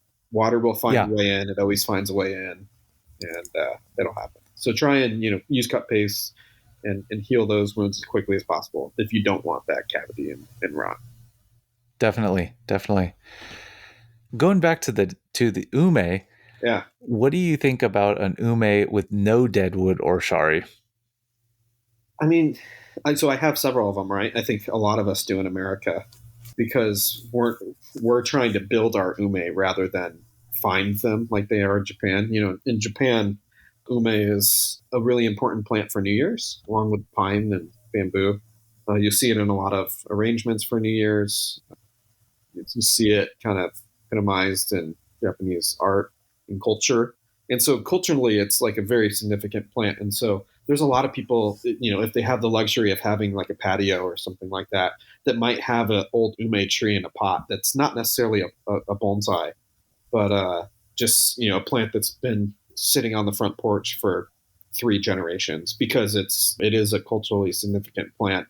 And that's where a lot of the ume that you'll see in kokufu, that's where they come from is, someone like Shinji Suzuki walks by and says, hey, I'll give you $1,000 for that, potted plant that you guys neglect and don't care about. And then he does 5 years worth of work and it's an amazing, amazing tree now in kokufu. And so like, we don't really have that. And so like, I miss that aesthetic when I see the ume that I have in my garden or ume I see around the US. They don't have that natural character that we see from the ume and kokufu. And for me, I think that special character is what makes ume worth it because they are a terrible plant for bonsai. Like if they like they're a great found object, but they are a terrible plant for bonsai. And what I mean by that is like they are not reliable. Like maybe last year you defoliated it and it's totally fine. This year you defoliate it, half the branches die. Like it's not consistent. Maybe you wire the branches and like a quarter of them die for no reason. It's not like bulletproof in terms of getting it to flower. Like it's just every time you tell ume to do something, it's like rather than being like a really obedient dog that just says yes, like a trident maple or a Korean hornbeam, it's a cat and it's like, no, I'm going to do the opposite of what you tell me. And so I think ume is a terrible, terrible plant. It's such a pain in the butt to grow. But when you see the ones in kokufu or in Japan, that this amazing deadwood, this old craggly bark, the contrast, the counterpoint between that and the really nice flowers, they're amazing, but they're terrible for bonsai. Yeah. It's very interesting. So, and I think that we both have an ume from a specific source. And so they're probably, what was that? An eBay ume, right? Yes. Yeah. Yeah. For those listening, like there was like a time like 4 or 5 years ago where this one guy had these magical ume trunks on eBay for not too expensive. And I think you and I both bought one of those. Yep. So that's my most problematic one. Yeah. And I've had like 3 different varieties of ume, and that one is the worst. That one just dies, like certain branches will just die on it, but like other parts are just growing super vigorously. And if it flowers too much on a specific branch, that branch will die back, which is just a giant pain. I had that experience this year, like flowered the best that it ever did, and then half the branches just died. It's like, yeah, oh, crap. So, but my other 2 are like way more reliable. Like they'll flower and then the branch will live, and I can cut it back and it does what it's supposed to do. I'm pretty sure our eBay umes are they're the fruit, like more fruiting variety rather than like ornamental variety. I think you're right. So we should probably, if we were smart, we would graft our nice ornamental varieties onto that. Yep. So I do think, I think that variety really matters. For sure. But in terms of like the deadwood on ume, I do really love good gin and shari on a old ume and that old craggly bark. However, at Aichien, they have one ume in particular that there's almost no deadwood, maybe no deadwood at all, and it was started by from seed by, I believe, the original the original person that started at IGN. So it's several generations now, but I think it's over 100 years old, this tree. Oh, wow. And when I was there back in 2015, there was almost no dead or no dead wood on it. And it was just this massive, really cool tree. And ever since then, I've wanted to create an ume with no dead wood that was just a really nice tree. But I don't see those very often. And I guess testament to them for not having dead wood on it, because I think it's hard to keep an ume in that condition because they seem to want to die, and they want that gin and shari on them almost. That's just their natural tendency and characteristic. Yeah, I just looked it up. I know this tree pretty well. Yeah, that's a fun one. There's probably a handful. I'd say like 1 out of every 20 ume that I see in Japan are like this, where they don't have any gin or shari. They're just more old trunk. And you can tell, like, I think those are like the more like grown ones rather than found ones. Yeah, for sure. It's for a sure. fun aesthetic. I mean, like that, you just get more bark, which is like, it's hard to argue Yeah. with ume bark. It's nice stuff. Totally. But yeah, I have a love-hate relationship with ume. It's the nicest thing in the garden when it's flowering. And Yeah. kind of looks like crap the rest of the year. Yep, that's true. But That's funny. yeah, bonsai can be seasonal, so that's fun. Yeah, most definitely. What's your favorite ume flower, would you say? Like, do you like double flowering? Do you like pink, red, white? I'm a single flower, but the white, although I appreciate it, I do like a little bit of color. So I like the pinks and the reds. Like I like Kobai. I think Kobai is one of my favorites. Nice. Very cool. Yeah, I like the single flower as well, and I like variety. So Yeah, I'd like one white, one light pink, and one red, and yeah. I'd be happy. No, that's a good mix. Cool. I lined my driveway. I'm on a subdivided lot, so I'm like way off the street, and so I have like 100-foot driveway going down to the street. So I lined it with, I think I have maybe 15 ume out there, different varieties, which has been kind of fun every year. They're kind of trash trees in the landscape too. They don't grow predictably compared to other trees, but yeah, it's fun to have a bunch of them around. That's great. Nice. Yeah. Well, speaking of deciduous wounds, Mhm. how do you? Any tips for generally just healing deciduous wounds? Yeah, two things. Number one, use cut paste, and not just use cut paste, but use the right cut paste. All of the cut pastes are not created equally. Different ones have different ingredients in them. The main two that I really like, and I'm a big fan of liquid cut paste, just for their ease of application and their cost effectiveness. But I like the orange stuff called Top Gin. It's basically Elmer's glue, but it has some fungicide in it. So I use this on, it's kind of my default cut paste. I'll use it on pretty much every single stub cut that I make, just to prevent pathogens from getting into the plant. But I also use it on things that callus really well, like a maple or a beech, things that callus really strongly on their own that don't need any help. This is the Top Gin, the orange stuff, is a really good cut paste for just keeping the fungus out, but letting the tree kind of naturally heal itself without getting moisture in and rotting the wood beneath it. The other cut paste I use a lot is called Kirikuchi, and both of these you can find at Jonas, Bonsai Tonight. I buy all my supplies from Jonas. He has a great store. And the Kirikuchi, it's an olive green liquid cut paste. Kirikuchi has a lot of growth hormone, probably gibberellic acid, in it. Funny enough, that's the same compound that's in rooting hormone. And we essentially want rooting hormone, or our cuttings and our big wounds, to do the same thing. We want callus tissue.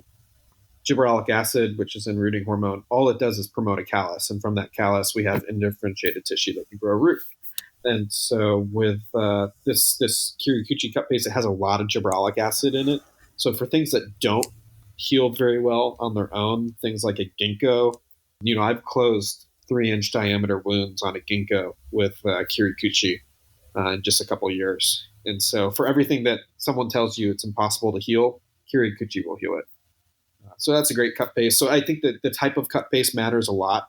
If you use Kirikuchi on a maple, be prepared to have like an enormous tumorous looking callus that comes out, especially if the tree is really aggressive and young and vigorous. So using the right cut paste, always using cut paste, but using the right one really matters. The second part to that is re-agitating wounds. So oftentimes a callus will kind of grow. It will kind of close the wound maybe 30%, and then it kind of stops.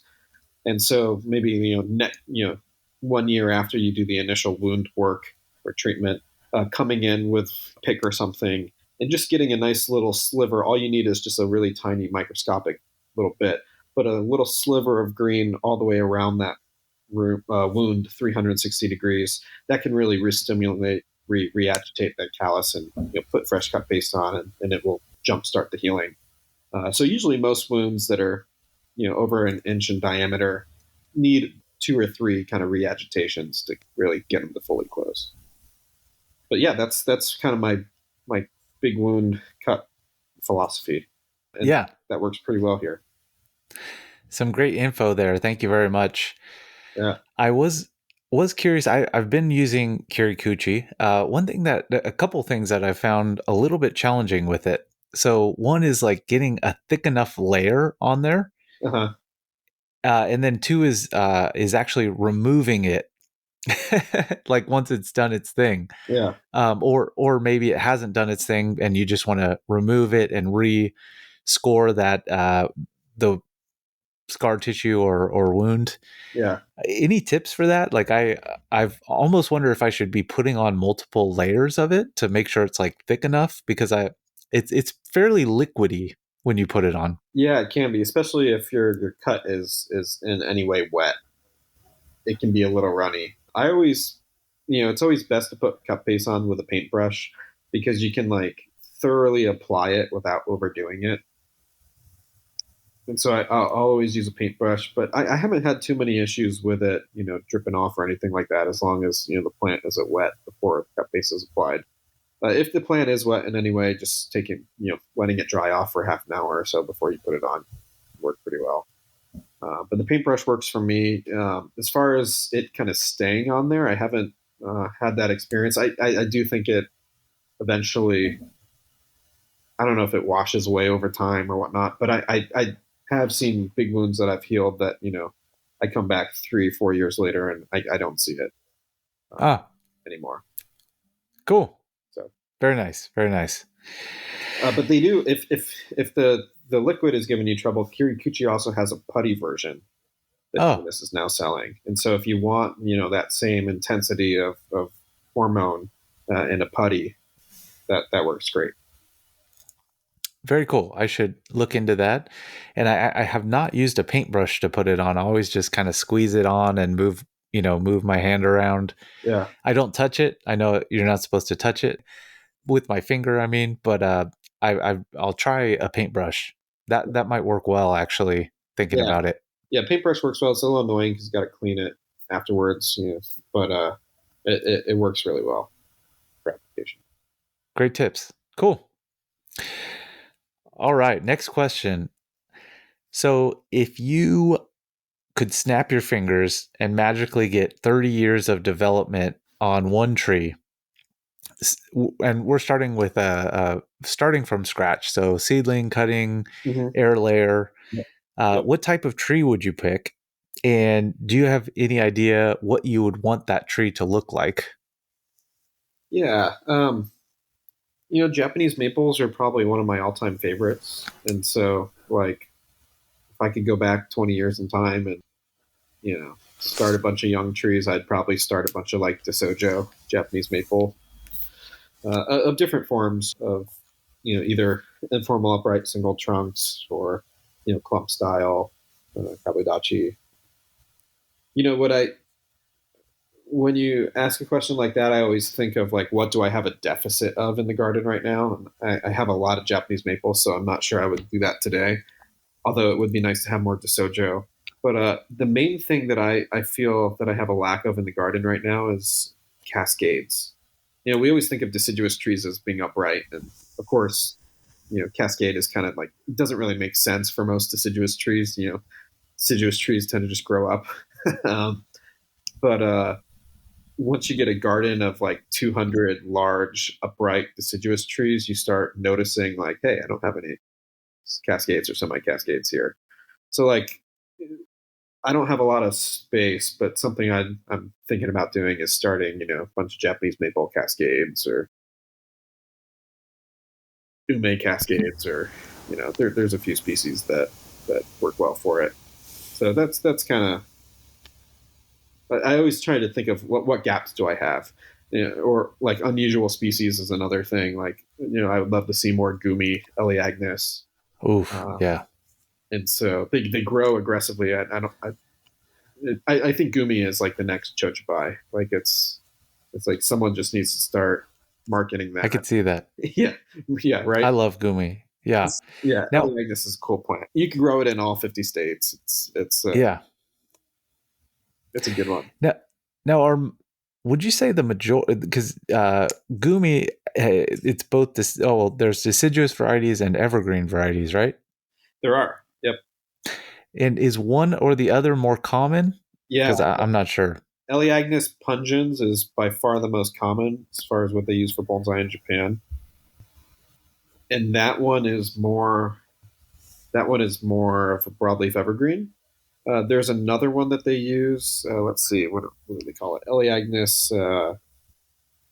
Blanking on the species name, but the other one that you'll commonly see in Kokufu, or less commonly than pungens, but the other one that you see is kind of semi-deciduous, so it will like drop, 3/4 of its leaves, and then I think what they do in Kokufu is they just defoliate the rest. Nice. That one has like a longer, skinnier leaf, kind of similar to like a magnolia. The spotting or the freckling on the leaves is a little less intense. Yeah. Beautiful plant. Oh, nice plant. Great berries, little silverberry things. Yeah, they're absolutely beautiful plants. I wish we had more gumi or Eleagnis around. They grow so fast. Like that's the mind blowing thing of why we don't have them. Like if I was going to be a grower, that would be like I would only grow probably like 5 plants, and that would definitely be one of the 5. Nice. Oh, I want to get some now. Yeah, Matawinga sells cuttings of them. That's nice. where I have all of my starter ones from. Solid. Awesome. I will have to get some from him. I'd imagine they grow pretty well down by you. Yeah. I'm sure they would. Yeah, we need more gumi, especially for shohin. Like that is like one of the biggest deficits in the American shohin world. Is we just do not have hardly any broadleaf evergreens, which are so important in making like a Fuji box stand display. Totally. So if you're growing shohin, start a batch of gumi. Jeremiah and I will buy them off you down the road. 100%. Oh man, I'd love a big one too. So anyone out there got a big, nice one, I'll buy it from you. Yeah, you don't see too many of them around. I got lucky. I found a nice big trunk that came to the garden last year. Nice. They're pretty. Do you know the history behind yours? Yeah, it was imported by the Kennett collection. It had a ton of damage, like the top of it like broke off when they sold it. And so I had a client who got it. Like half of his tree showed up. And so they were great about, refund and whatnot. But like, it was basically this huge ume stump. And so we've been kind of developing it, and him and I did a trade for it. And I can't believe how fast they grow. Like you can grow like, I grew a sacrifice branch that like 2 inches in diameter in like a year and a half. Wow. They put on a lot of wood really fast. So nice. It'd be for those people who are impatient about growing. like it'd be a good one because you'd make a lot of progress in a short time. Very cool. Very cool. I'm glad you got that tree. That's awesome. Yeah, it'll be fun to play with. Coming to an expo in like 12 or 15 years. Solid. Yeah. You said Solid. you don't have any gumi? No, I don't have any, and I need to change that. Yeah. Yes. So, yeah, 100%. I'm sure they'll do great here. We have a fairly mild climate, and they seem pretty hardy from what I've seen. Yeah, they're super and they're tough. just gorgeous. Yeah. Awesome, man. So, one question that I have for you is really, what is the goal with deciduous bonsai? And I heard you on Ryan Neal's podcast, and you were talking about maybe the goal is not to make a ancient looking deciduous bonsai tree. And I think that's really interesting. And I like to think of like an analogy with people. And I kind of think of deciduous bonsai as like if deciduous bonsai were a person, we would be trying to show the person when they are in their prime. So maybe I think of like a fitness model or like a bodybuilder in his prime. Yeah. That's like the goal that I picture what I'm trying to do with deciduous bonsai. I'm curious if you would agree and if you use any other analogies or if you think that that is kind of what you're going for. Yeah. I would say a little older. I would say more like that 50, 60-year-old who's about to retire. That's kind of the goal that I go for with deciduous. I like mature. I think if you look at a deciduous tree that's like on its way out, like ancient and dying, they don't look good. Like it's not a pretty sight. And you can make an artistic argument for wanting to showcase the death of a tree. I think that's a reasonable avenue to pursue. Dan Robinson is really into that dying aesthetic. And I think for conifers, ancient plays more of a role, but you don't really see ancient broadleaf trees very often. And there are exceptions. Probably oaks are the one exception where full on ancient looks really beautiful. We see that in the live oaks in the southeast United States. But a lot of them, they're not like dying, even though they're ancient. Like you don't see like half the canopy dead or something. They're still full, beautiful trees. And so, yeah, with my goal for deciduous is not to have it look like it's on hospice, about to die. I like mature kind of feeling, full silhouette, dense branching, old features in the core of the trunk, but still very full and healthy and vigorous. So yeah, I'm not sure I would do like 30, 40-year-old. I feel like I have like a lot of like 30-year-old fitness models in their prime. They're like too strong and they're like flexing too much and like the internodes are too big and I'm trying to get them to slow down a little bit. Yeah, I'd say like good deciduous bonsai is mature, not ancient. Nice. I like that a lot. And I think you're right. I think we're not trying to show too young. So I was trying to think of a human analogy in terms of what the goal would be. And so maybe it's like that 50 to 60-year-old that's retired, but still in like awesome shape and doing great. Yeah, I totally agree. Yeah. Nice. Very cool. Awesome. Well, I think maybe I was kind of hoping to chat about one more topic with you, and then I probably need to wrap this bad boy up. One thing that I kind of wanted to chat about with you was the topic of a bonsai collection. Uh-huh. And one thing that I kind of have realized recently about me, and I wanted to ask this about you because I think I spoke with your dad just a little bit about this at the Pacific Bonsai Expo, is that I've kind of struggled in my mind with being a collector. And I don't mean collecting trees like going out into the mountains and collecting Yamadori. More so, I mean like seeking a bonsai collection that I can go out and look at on a daily basis. Yeah. I don't know why I have an issue with this. And I love having a bonsai collection, and it's really like we were talking about goals earlier. Like my goal is to have one of the best bonsai collections in the US someday. Yeah.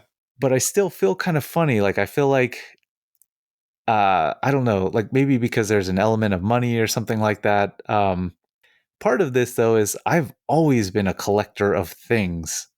Like it was comic books, it was magic cards, it was what else? Rock and minerals back in the day. And now I'm gonna get into koi, which is kind of funny. Have you always been a collector as well? Is that something you've been into? Like, have you collected other things within your life? Yeah, a little bit. My parents are definitely kind of more so. My dad is a big collector. I think the one issue with a collector mindset is that you feel like you have to have one of everything, and so it ends up being a sacrifice to quality at some point.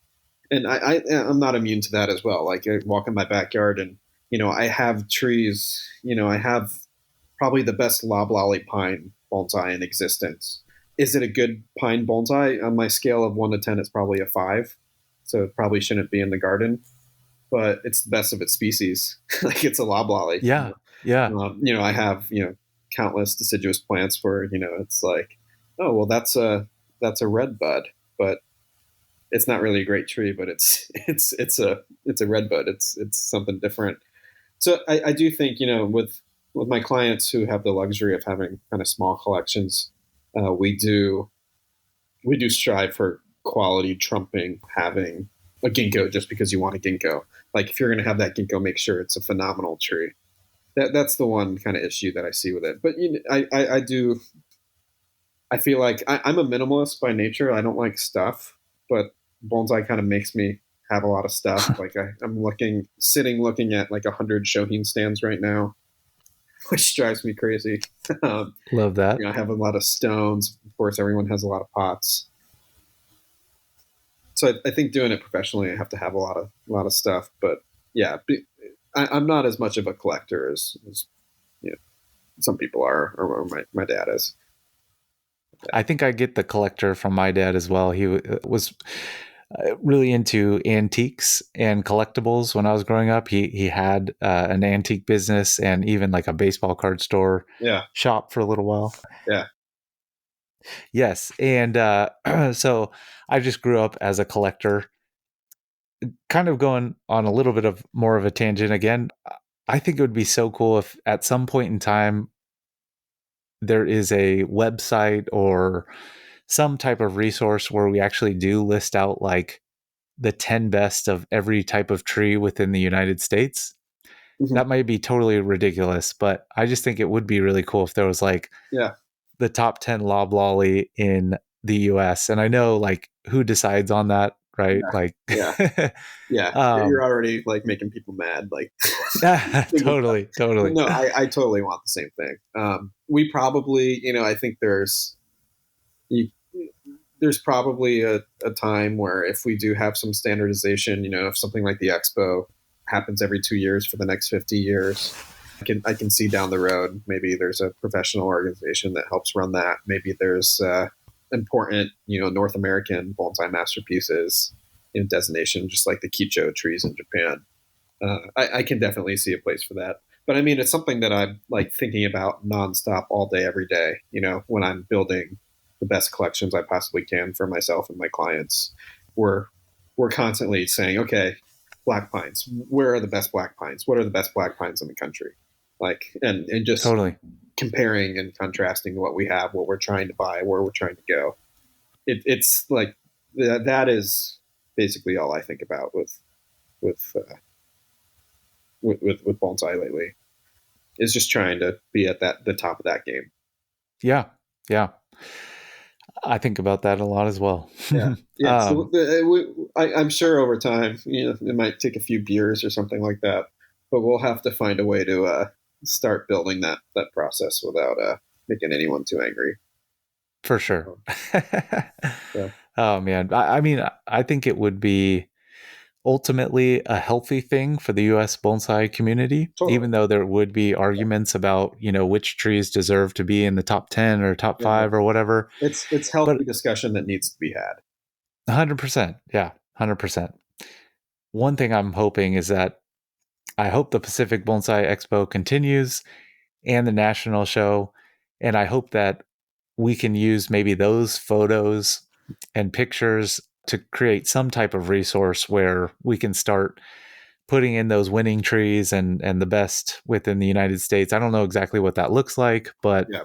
I am excited. I think that could be a good option. Yeah. Like it's almost like you could probably like the trees that are winning the expo every year if you gave them like that important masterpiece or some type of designation like heritage bonsai tree or whatever you want to call it. Totally. Those are the trees that I don't know, the ones that are well known in our community. We probably do need a way to start designating them and just having them be good goalposts for people. If you have a young redwood, grow it up to look like that amazing one that Jeff Stern had at the expo. We do need some way of organizing that hasn't yet manifested. 100%. Yep. But I think cool, we need man. a few more expos in the meantime. That's the important. Yes. Yeah. With the whole expo thing, I'm just whatever it takes to make sure that it continues. That's the most important thing. That's above all else. Like, I'm just like, come on. I just hope that it continues, and I want to support it in any way to help it to continue. Yeah, so 100%. I think like consistency is what drives success, right? Like we don't need a whole brand new expo every time. Like we just need that same expo, like that same consistency. Yeah, you can like have a new special display or whatever every time, but like having that same show for the next 20 years and not changing it too much is what's going to build the community. Absolutely. Couldn't agree with you more there. Yeah. It's the most important thing, and it's so important for our community. So are you do you have your next expo tree lined up? What are you submitting next time? I have two possibilities, a redwood and a collected juniper that's grafted over with kishu. Nice. I have kind of like an avant-garde display thing. I actually did this painting, but I'm a little, I don't know. I feel a little embarrassed to put it out there. I'm not a painter. I just like was inspired one day and it made this very abstract, weird painting. Yeah. So I don't know. We'll see if we see it or not. We'll see if it gets in or not. You're my interest. Yeah. If you don't show it at the expo, at least send me a photo. Sounds good. Deal. Yeah. But yeah, that, and I have a redwood that I really like that I would like to enter as well. Nice. So yeah, that's a fun tree. I'd love to see that there. Thank you. What about you? I'm sure you got. You already talked about one. Yeah, I have the next roughly 5 or 6 expos kind of roughly laid out. I'm sure that's going to change as things kind of grow and whatever. I have a Shishigashira that I'm pretty excited to share. So I think I'll submit that. I have another Coralopsis, which is maybe a little bit more interesting than the one from the last show that I'm thinking about. I have a white Chochibai that's probably, not ready for a prize yet, but I've been working on the tree a long time. Yeah, I know the one you're talking about. Yeah, it's one of my oldest trees, so it'd be fun. That's to a killer. And kind of, log its provenance and kind of celebrate where it's been so far. So.